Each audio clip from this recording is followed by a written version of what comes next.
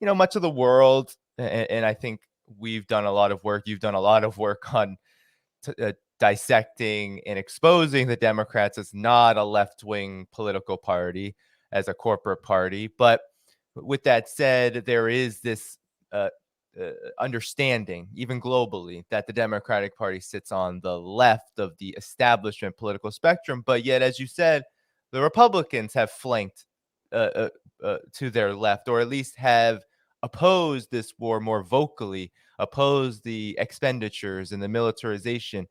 What do you think explains this development? Because I think for a lot of those even who have followed the Democratic Party's corporate and imperial treachery, there's this understanding that, yeah, the Republicans did the same thing. But now you see on the other side, the Republicans, politically at least, policy wise, we'll see, I guess, but politically, they are speaking out and using this against the Democrats. How do you think this happened? And what do you think explains this development?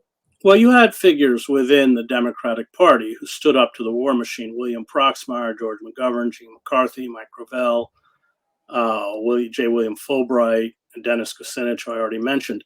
And they were targeted. They were pushed out of the Democratic Party, especially with the Clinton administration, which made a conscious decision to accept corporate money, and in exchange, they did corporate bidding. So, yeah, you're right. There are 11 Republicans in the Senate and 57 in the House.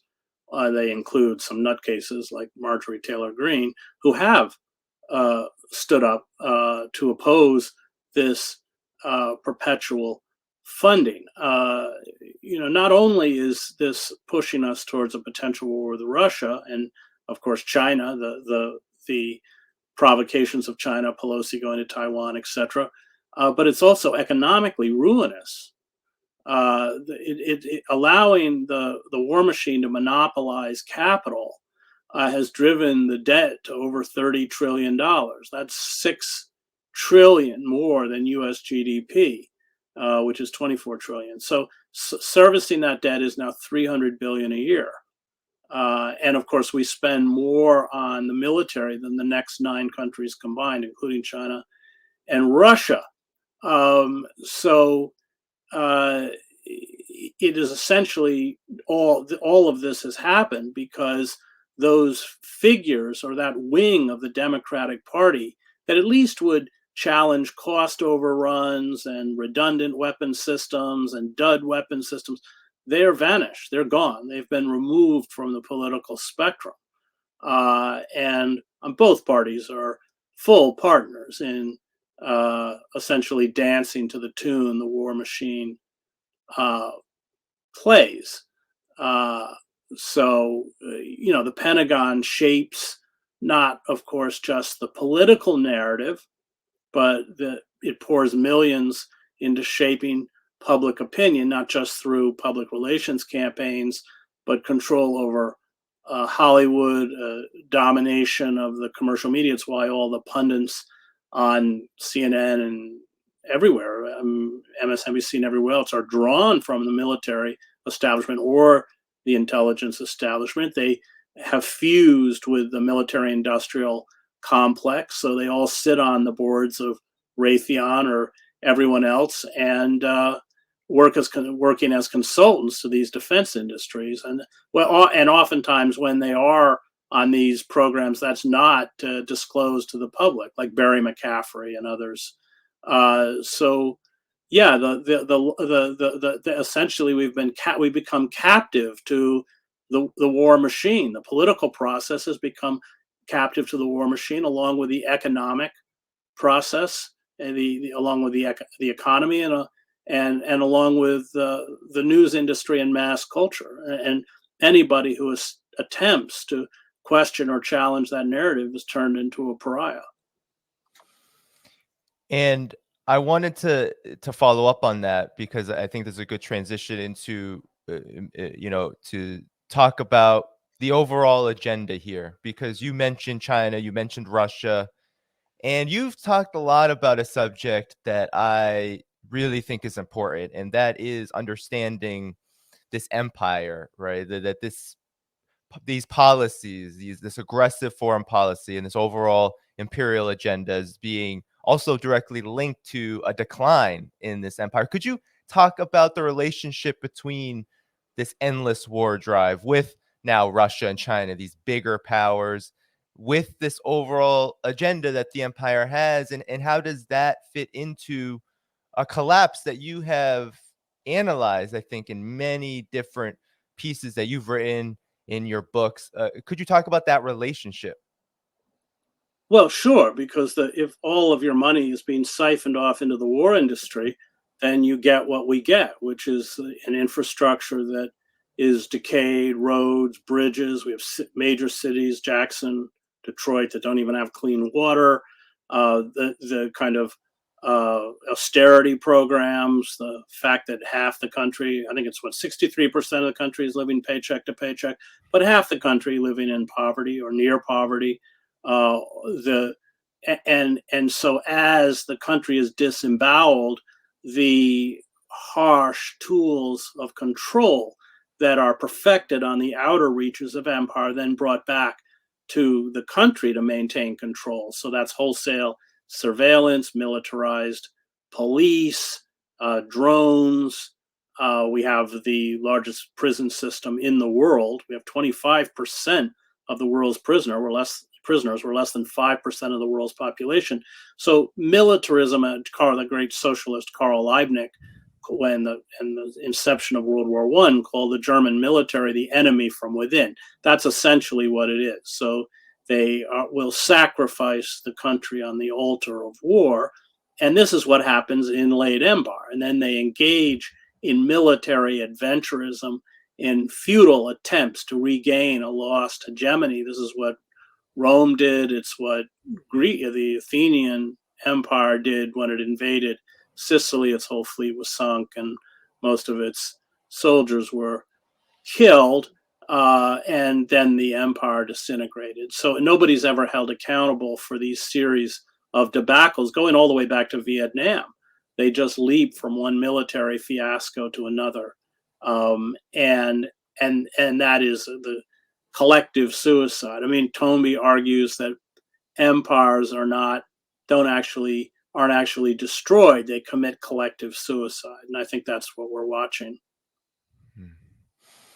Yeah, yeah. And speaking of the collapse and decline and some of, I think, the manifestations of that we're witnessing, you have a long history with censorship and the ways in which this empire, as it pursues these dangerous wars and these endless wars against now bigger and bigger powers, this one of the things that I've heard you talk a lot about is your experience with the New York Times as you were covering the Iraq War and the invasion of Iraq and how that led to your termination. And you've also now more recently, at the beginning of what's going on in Ukraine, at the beginning of of this conflict experience, you were at RT hosting On Contact, and RT was essentially censored almost entirely from the entire Western media, social media landscape. Now France, the latest news is that France has leveled sanctions on RT there to the point where their accounts are frozen and they could no longer operate. What is your reaction to this censorship campaign that has both come from this conflict in Ukraine and how the empires reacted to it and responded to it and attempted to stifle the narrative, and also its roots in the overall project and what censorship overall serves for the empire? Well, RT was long a target because it gave a platform to voices like mine, anti-imperialists, anti-capitalists, people who call out the Israeli crimes, the apartheid state of Israel, and what they're doing to Palestinians. And we know that that was the reason they shut it down, not because of Russian propaganda. I never did a show on Russia. The uh, 2017 Director of National Intelligence report devoted about 7 pages to RT, and it was very revealing. They didn't complain about Russian propaganda. They complained about giving a voice to Black Lives Matter activists, anti-fracking activists, third-party candidates, anti-imperialists, etc. And so the Ukraine conflict became the excuse to essentially shut down RT.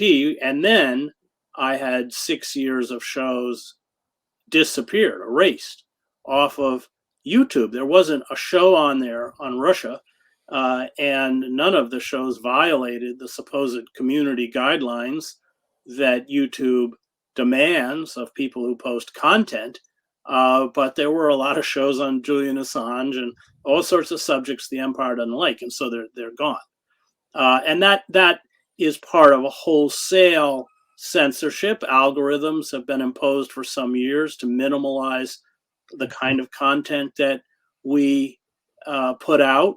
And then, of course, mainstream media has blanked us out. So it's part of a widespread package. And Google, Facebook, these large digital media platforms, many of whom have massive contracts, by the way, from the defense industry, from the Defense Department, have